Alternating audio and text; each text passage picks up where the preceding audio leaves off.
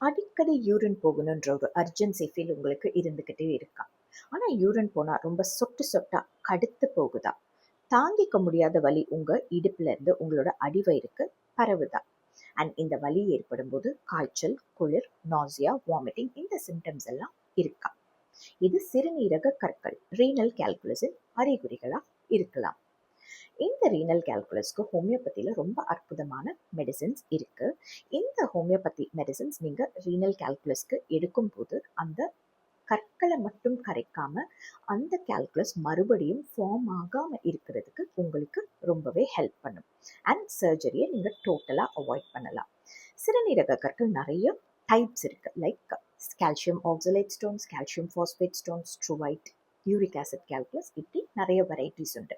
So homeopathy medicines நாங்கள் depending upon the type of the calculus, situation, location, அதாவது எந்த part of the urinary ட்ராக்ல அந்த stone இருக்கு அண்ட் சைஸ் அண்ட் சிம்டம்ஸ் இதெல்லாம் வச்சு நாங்கள் ஹோமியோபதி மெடிசன்ஸ் சூஸ் பண்ணி உங்களுக்கு கொடுப்போம்.